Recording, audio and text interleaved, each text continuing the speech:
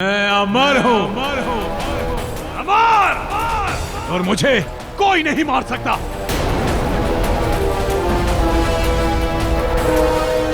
नागमती, अच्छा हुआ तुम स्वयं चली आई मेरे इस यज्ञ की आहुति में मेरा साथ देने। अब तुम तीनों की बलि मैं एक साथ दूंगा, एक साथ। सुरक्षा प्रतीक चिन्ह का उपयोग सिर्फ एक ही बार हो सकता है और यही वो अंतिम मौका है। राजन, ज्योतिषाचार्य ने कहा था कि इस बालक के जीवन पे संकट आएगा तो ये प्रतीक चिन्ह इसकी रक्षा करेगा।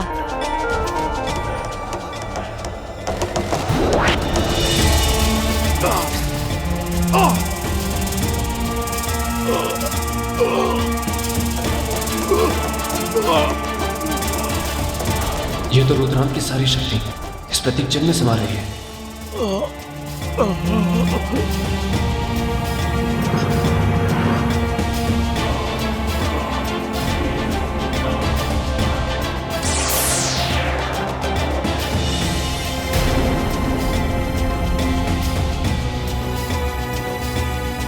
रुद्रांत, इस संसार में कोई भी अमर नहीं, सबकी मृत्यु निश्चित है।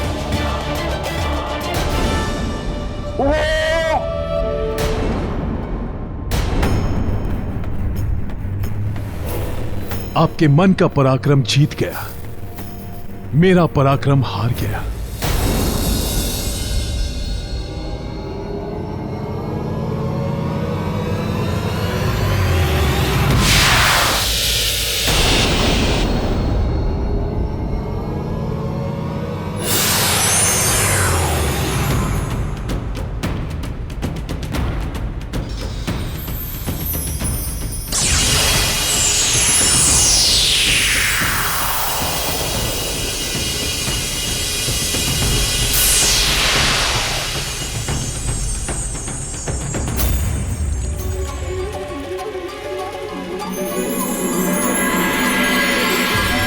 ओह, राजा भोज ने तो पराक्रम की पहली परीक्षा पार कर ली।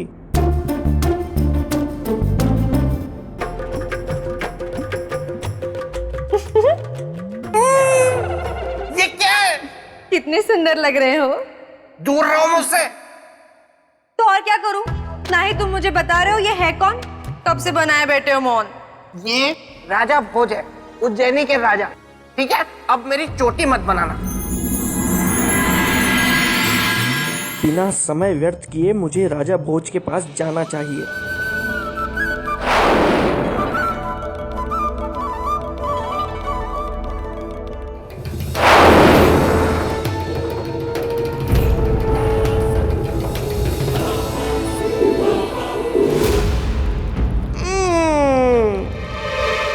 राजन, आप फिर से यहाँ इसी गुफा में आ गए। इस संसार में इतनी सुंदर सुंदर अद्भुत जगह है, आप वहां भी जा सकते थे, लेकिन नहीं, आपको यहीं आना था, इसी गुफा में, ये पेड़ पौधे पत्तियां फूल और इस कबूतर को देखने। आप एक नन्हे बच्चे की तरह हैं और मेरे मित्र का सिंहासन एक खिलौना है। नहीं बेताल, यह सिंहासन मेरे लिए खिलौना नहीं है, बल्कि मेरी प्रजा के हित के लिए मेरा एकमात्र लक्ष्य है।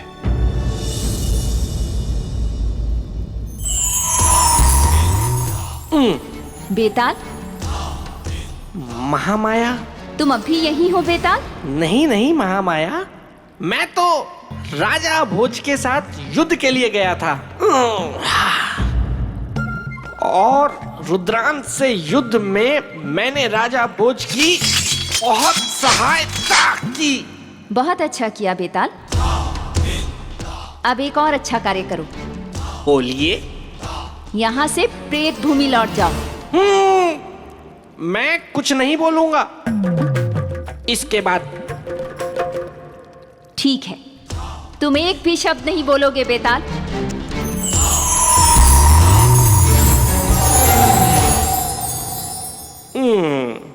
हाँ तो राजन, हम कहाँ?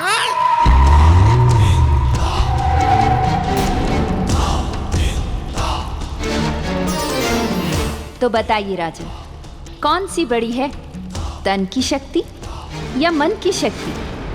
राजन, आप महापराक्रमी हैं, महान राजा हैं। मैं आपसे बहुत प्रसन्न हूँ। मेरी और आपकी कोई शत्रुता नहीं है। वो तो मेरे मित्र के सिंहासन पे कोई ऐसा वैसा राजा नहीं बैठना चाहिए। इस बात की चिंता मुझे सताती रहती है। परंतु जिस तरह आपने रुद्रांत के साथ युद्ध किया और नागमती के पुत्र की रक्षा की, मैं आपसे बहुत प्रभावित हो गया हूं। और अब मैं चाहता हूं कि आप मेरे मित्र के सिंहासन पर बैठे। इसके लिए आपको प्रश्न का सही उत्तर देना है, और सही उत्तर है तन की शक्ति। बेताल, क्या समझा रहे हो राजा भोज को? कुछ नहीं मामा, मैं तो इन्हें समझा रहा था कि इन्हें प्रश्न का उत्तर सोच समझ के देना है। बेताल, ये मत भूलो कि तुम सम्राट विक्रमादित्य के परम मित्र हो, इसलिए हम तुम्हें कुछ नहीं कहते, किंतु तुम्हें अपनी सीमाएं नहीं भूलनी चाहिए। क्षमा देवी क्षमा, मैं भावनाओं में बह गया, इसीलिए ये कह गया। अब नहीं कहूंगा, अब चुप रहूंगा। तो बताइए राजा, कौन सी बड़ी है, तन की शक्ति या मन की शक्ति? देवी, मेरे विचार से मन की शक्ति सर्वोपरि होती है। अति उत्तम। राजन, अब आप सिंहासन की अगली सीढ़ी की ओर बढ़ सकते हैं।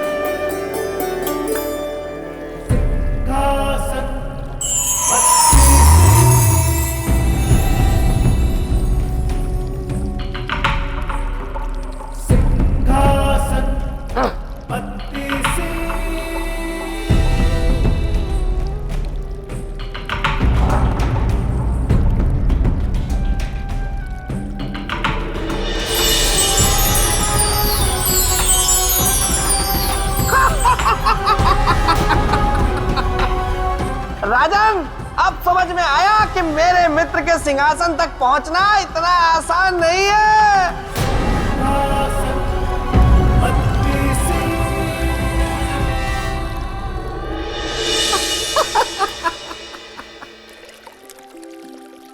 बेताल,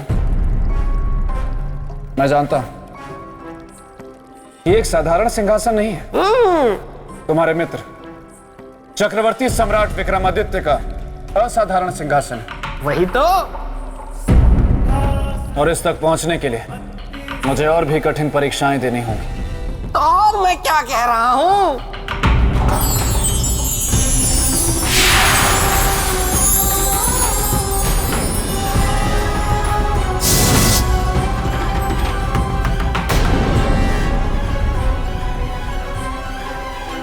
मैं इस सिंहासन में त्याग की प्रतीक रक्त मंजरी हूं।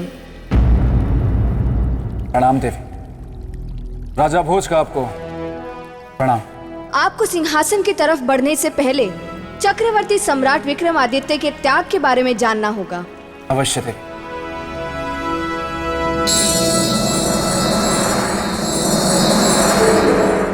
प्रणाम प्रणाम देवी, मैं बेताल। क्षमा कीजिएगा, लेकिन देवी, मेरे मित्र के त्याग की कथा इन्हें सुनाकर क्या फायदा, और कोई आवश्यकता भी नहीं है। आप इन्हें साफ साफ कह दीजिए ना कि इनमें मेरे मित्र के सिंहासन पर बैठने की योग्यता नहीं है। बेताल, हमें क्या करना है और क्या नहीं, ये आपको बताने की आवश्यकता नहीं है। पर सिंहासन तो मेरे मित्र का है ना। किंतु बना तो हम 32 पुतलियों से ही है ना। हाँ, वो भी है। इसीलिए आप शांत रहिए। हाँ तो राजन, मैं आपको राजा विक्रमादित्य की त्याग की कहानी सुना रही थी। एक दिन विक्रमादित्य की पत्नी चित्रलेखा उनका चित्र बना रही थी।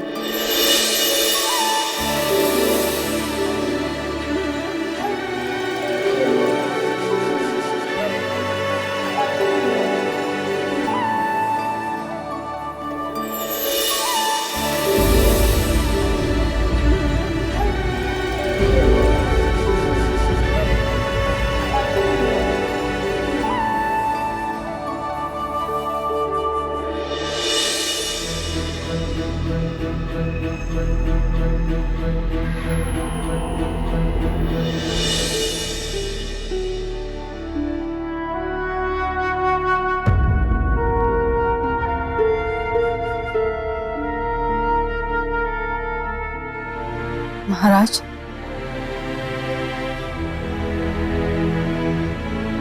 आप विश्राम के समय में भी हमें समय नहीं दे रहे। क्या आप नहीं चाहते कि हम आपका यादगार एक और अमर चित्र बनाएं? महारानी चित्रलेखा, ये आप क्या कह रही हैं? हम आपको समय नहीं दे रहे। हम तो पिछले एक पहर से आपके सामने ही हैं। हाँ, पर आपका मन तो यहाँ नहीं है।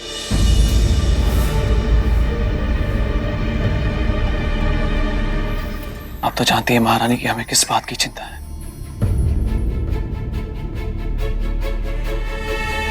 कहीं हमारी प्रजा को कोई नुकसान ना हो जाए। और महाराज, आपकी प्रजा सुखी है।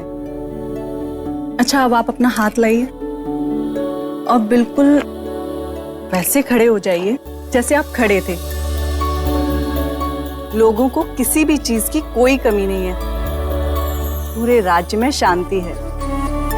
और हाँ, अब आप अपनी स्थिति जब तक नहीं बदलेंगे जब तक कि हम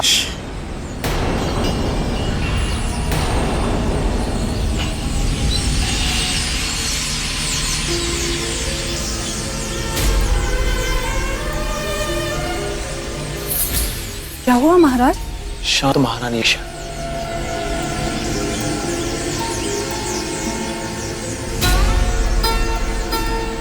आपको कोई आवाज सुनाई दे रही? नहीं तो महाराज, हमें तो कुछ सुनाई नहीं दे रहा।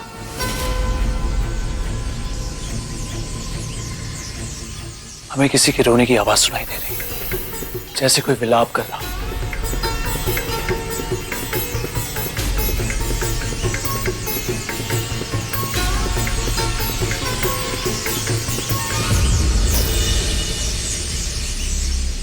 कोई तो दुख में है महारानी। पक्षियों के विलाप का स्वर है, उनके रोने की आवाज।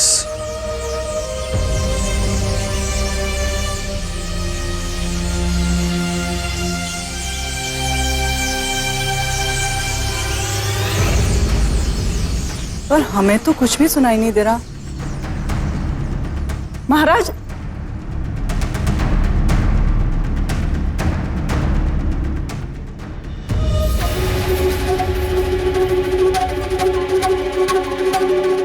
महाराज, महाराज! देखा राजन, इसे कहते हैं राजा, जो अपनी प्रजा की चिंता में किसी के रोकने से ना रुके। देवी, अगर आपकी आज्ञा हो तो आगे की कहानी मैं सुनाऊं? धन्यवाद। बेताल, आपका स्वभाव अब तक नहीं बदला। पहले भी आप उत्पात मचाते थे और अब भी। अच्छा, नहीं देवी, मैं तो प्रार्थना कर रहा हूँ। मेरे मित्र की कथा है ना, इसीलिए। ठीक है बेताल, सुनाओ। तो राजन, हुआ यूं कि एक बार जब मेरे मित्र विक्रमादित्य छोटे थे तो उन्होंने देखा कि उनके घर में एक बिल्ली दूध पी रही थी और पूरा पतीला चाट गई। बेताल!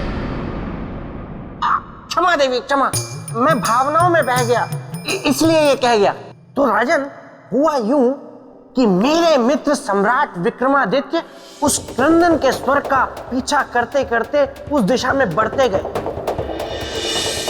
और जाते जाते जा पहुंचे उस वृक्ष के पास।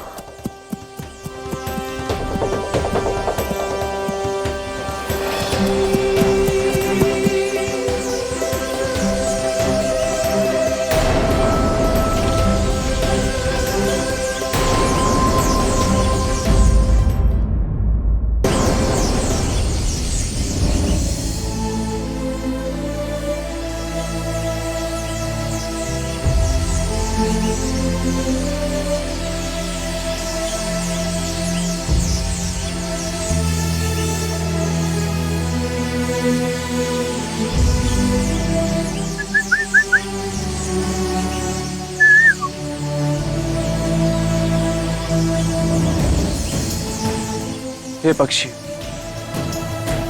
हमारे राज्य में किसी भी वस्तु की कमी नहीं है। सारे सुख और सुविधाएं, प्रजा से लेकर पशु पक्षी तक, सभी सुखी और संतुष्ट हैं।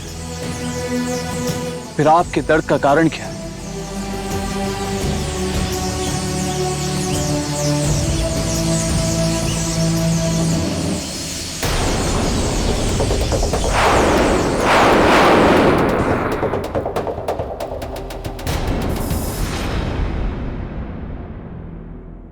प्रणाम ऋषिकर।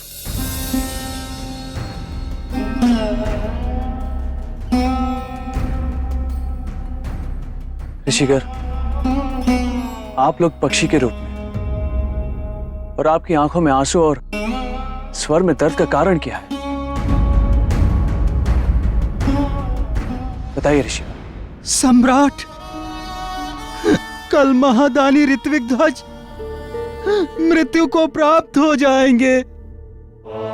मृत्यु तो अटल सत्य है। जिसका जन्म हुआ है उसकी मृत्यु भी निश्चित है। तो फिर सत्य का विलाप क्यों? पर उनकी मृत्यु का कारण जीवन चक्र में समान मृत्यु नहीं है। तो फिर क्या कारण है ऋषि?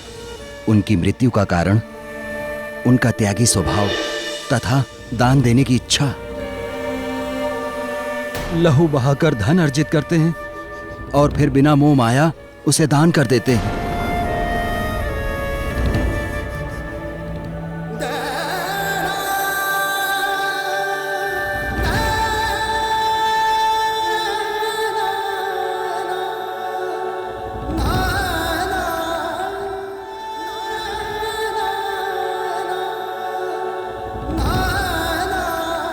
ऐसे त्यागी दानवीर की कल मृत्यु हो जाएगी, उसी का दुख है। किंतु ऋषिवर, इतने कष्ट सहकर अर्जित किए हुए धन को ऋत्विक ध्वज दान क्यों कर देते हैं? उनके इस त्याग का कारण क्या है? चक्रवर्ती सम्राट, सच्चा दान वो होता है जो कष्ट सहकर और परिश्रम से प्राप्त हुए धन को किया जाता है। रखे हुए धन का दान सही अर्थों में दान नहीं होता। ऐसे सर्वश्रेष्ठ त्यागी के हाथों दान लेने का सौभाग्य कल के बाद सदा सदा के लिए छिन जाएगा।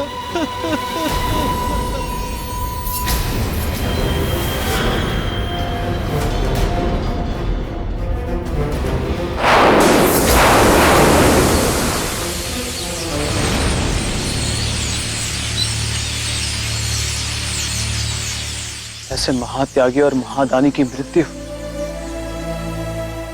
वो भी उनके त्याग के कारण, ये तो अन्याय है।